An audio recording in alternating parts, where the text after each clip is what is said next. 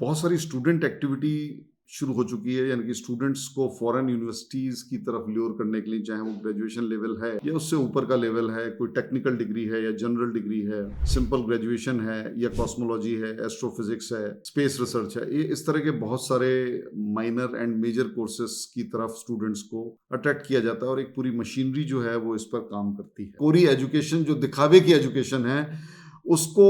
आप शायद कहीं ना कहीं जीवन में, क्योंकि एक बार आप एजुकेशन एक्वायर करते हैं, फिर लोगों को दिखाते हैं कि देखो मैं इतना एजुकेटेड हूँ, और फिर उस बेस पे आप जॉब्स वगैरह ढूंढते हैं एटसेट्रा। तो ये एक्चुअली एक तरह से बड़ी हॉलो, या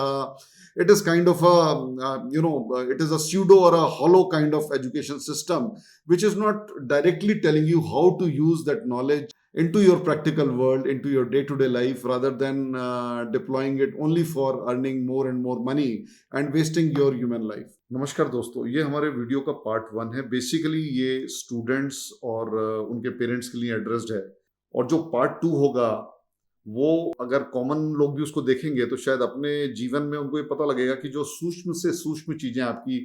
डे टू डे लाइफ की हैं, ये कैसे आपकी लाइफ को इवॉल्व करती हैं। अप्रैल मई का सीजन चल रहा है और बहुत सारी एक्टिविटीज एजुकेशनल फ्रंट पे शुरू हो चुकी हैं। कुछ एक शहरों में जैसे चंडीगढ़ है, दिल्ली है, मुंबई है, मेट्रो सिटीज हैं, या अन्य 2 टियर सिटीज में भी बहुत सारी स्टूडेंट एक्टिविटी शुरू हो चुकी है, यानी कि स्टूडेंट्स को फॉरेन यूनिवर्सिटीज की तरफ ल्योर करने के लिए, चाहे वो ग्रेजुएशन लेवल है या उससे ऊपर का लेवल है, कोई टेक्निकल डिग्री है या जनरल डिग्री है, सिंपल ग्रेजुएशन है या कॉस्मोलॉजी है, एस्ट्रोफिजिक्स है, स्पेस रिसर्च है, ये इस तरह के बहुत सारे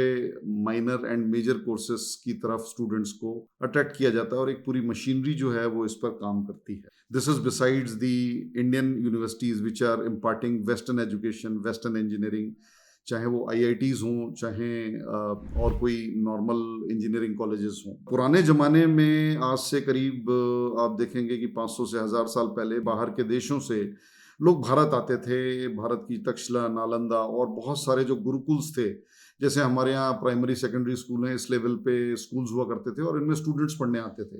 तो अभी ऐसी क्या बात हो गई है कि एक एजुकेशन के लिए रिवर्स माइग्रेशन चल रहा है। तो उसका रीज़न ये है कि जो पश्चिम की विज्ञान है वो विशेष रूप से हमारे स्टूडेंट्स को ज़्यादा अट्रैक्ट करती है। हमारे स्टूडेंट्स को लगता है कि जैसे एटम है, अणु हैं, परमाणु हैं, या जो सब एटॉमिक पार्टिकल्स हैं, ग्लूऑन्स हैं, मुऑन्स हैं, ये इस लेवल की नॉलेज लगता है कि शायद सिर्फ वेस्टर्न फिजिक्स के पास अवेलेबल है। लेकिन क्या प्राचीन भारतीय ज्ञान परंपरा में, क्या प्राचीन लोगों को अणु का ज्ञान था? क्या उनको भी ये सब पता था? ये बातें अगर हम जानेंगे तो शायद हम अपनी जो पुरातन एजुकेशन सिस्टम था, जो लोगों के जीवन को ज्ञान और खुशियों से भर देता था, lasting peace, not only for this birth, for many births. वो कहते थे कि एक बार जो ज्ञान प्राप्त कर लेता था वो अपनी जर्नी को आगे भी कंटिन्यू करता है। श्री भगवद गीता में भी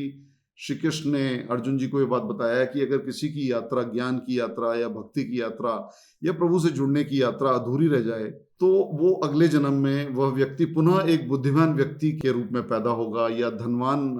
माँ बाप को पैदा होगा, धनवान कुल में पैदा होगा। उसका अगला जन्म किसी न किसी रूप में अच्छा होता था, और वो पुराने अपने प्रारब्ध के कर्मों के हिसाब से ही उसको इंद्रियां प्राप्त होती हैं। कोई आप देखते हैं बहुत अच्छा सिंगर है, कोई नेचुरल सिंगर होता है, कोई नेचुरल म्यूजिशियन होता है, नेचुरल आर्टिस्ट होता है, और उस आर्ट के जरिए उसको समाज में सम्मान मिलता है, सब तरह का उसको वर्ल्डली चीजें भी मिलती हैं। दरअसल हुआ ये कि पहले जो इन्वेडर्स भारत में आए, उन्होंने हमारी यूनिवर्सिटीज को नष्ट किया, उस शिक्षा पद्धति को भी एक लेवल तक नष्ट किया फिजिकली। लेकिन जब से मैकॉले आया, मैकॉले ने उसको सिस्टमेटिकली हमारे अंदर एक हीन भावना भर दी towards the ancient education system. यहाँ तक कि हमारे कोड्स जो हैं, हमारी लेजिस्लेशन है, उन्होंने भी इस दिशा में बहुत ही उल्टा प्रयास किया। उनको लगता है कि ये जो प्राचीन सूक्ष्म विज्ञान है ये विच क्राफ्ट है, जो प्राचीन क्वांटम साइंस था उसको वो विच क्राफ्ट एक्ट के तहत या अन्य भिन्न भिन्न कानूनों के तहत अंधविश्वास या इस तरह की चीजें करार देते हैं। तो मैं आज आपके लिए एक बेसिकली एक श्लोक निकाल के लाया हूं, मुंडक उपनिषद के द्वितीय मुंडक के द्वितीय खंड से। Basically it is 2.2.2। तो ये श्लोक जो संस्कृत का है, ये एक संस्कृत का श्लोक अपने आप में ये पूरी कहानी बता देता है कि प्राचीन जो ज्ञान विधा है सनातन की, उसके अंदर अणु, परमाणु और सब एटॉमिक पार्टिकल्स लेवल तक का ज्ञान उपलब्ध था। और इस ज्ञान को किस तरह जीवन में प्रयोग करना है ताकि एक आंतरिक खुशी और स्टेट ऑफ ब्लिस को हम एक्वायर कर सकें रादर देन मियर एकेडमिक और एजुकेशनल पर्पस। तो ये एक श्लोक है, ये संस्कृत में मैं पढ़ूंगा और इसका आपको भावार्थ भी बताऊंगा, और इस भावार्थ से आपको ये पता लग जाएगा कि ये जो ज्ञान है, जो मुंडक उपनिषद है, वो सिंस टाइम्स इमेमोरियल भारतीय ज्ञान विधा में अवेलेबल है। At least it is there since BC era, क्योंकि बीसी एरा में हमारे ये सब जो ज्ञान के ग्रंथ हैं, वेद हैं, उपनिषद हैं, वेदांग हैं, तो ये सब कहा जाता है कि इनको स्क्रिप्ट किया गया था। इससे पहले श्रुति फॉर्म में या वर्ड ऑफ माउथ के द्वारा गुरु परंपरा से ट्रांसमिट होते थे, और उसके बाद में इनको कहीं ना कहीं स्क्रिप्ट किया गया। तो मुंडक उपनिषद के द्वितीय मुंडक के द्वितीय खंड का दूसरा श्लोक है ये, यद चिमद्यद अणु भ्यो अणु च यस्मिन् लोका नेता लोकिनश्च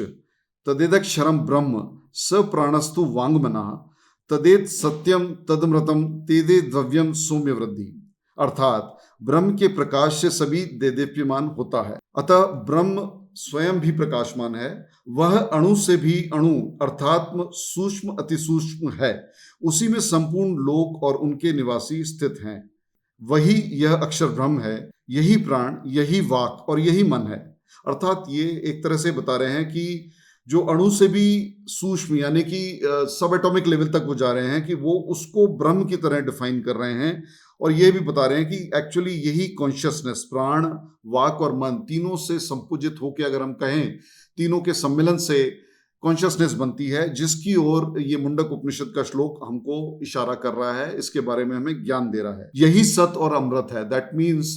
कि the life is born out of consciousness and the life itself is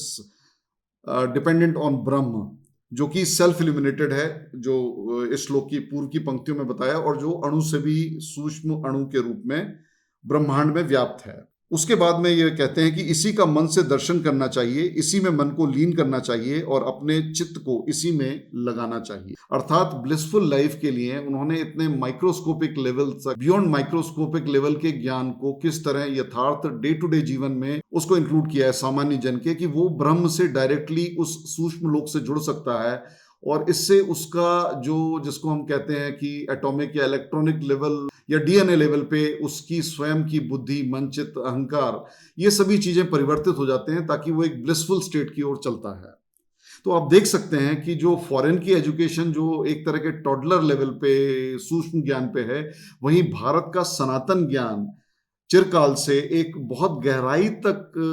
ले जाके मनुष्य को, जो एक्चुअली जीवन के तत्व है, जो कॉन्शियसनेस है, उसको इवॉल्व करने में इस ज्ञान को प्रयोग करने की प्रेरणा हमें देता है। Thank you so much friends, consider liking and sharing the channel, और अगर आप अपने फेलो फ्रेंड्स के साथ शेयर करेंगे तो शायद हो सकता है कि आप माँ बाप के लाखों करोड़ों रुपए बचा सकते हैं, जो डायरेक्टली आप अपने जीवन में भारत के अंदर ही उसको प्रयोग कर सकते हैं, चाहे इंडस्ट्री लगाने में, चाहे खुद सेटल होने में, या खुद का कोई बिजनेस या वेंचर शुरू करने में, किसी भी प्रकार से आप उसको प्रयोग कर सकते हैं। जो सिर्फ आप पूरी एजुकेशन, जो दिखावे की एजुकेशन है, उसको आप शायद कहीं ना कहीं जीवन में, क्योंकि एक बार आप एजुकेशन एक्वायर करते हैं, फिर लोगों को दिखाते हैं कि देखो मैं इतना एजुकेटेड हूँ, और फिर उस बेस पे आप जॉब्स वगैरह ढूंढते हैं एटसेट्रा, तो ये एक्चुअली एक तरह से बड़ी हॉलो, या it is kind of a it is a pseudo or a hollow kind of education system which is not directly telling you how to use that knowledge into your practical world, into your day-to-day life, rather than deploying it only for earning more and more money and wasting your human life. Thank you so much friends.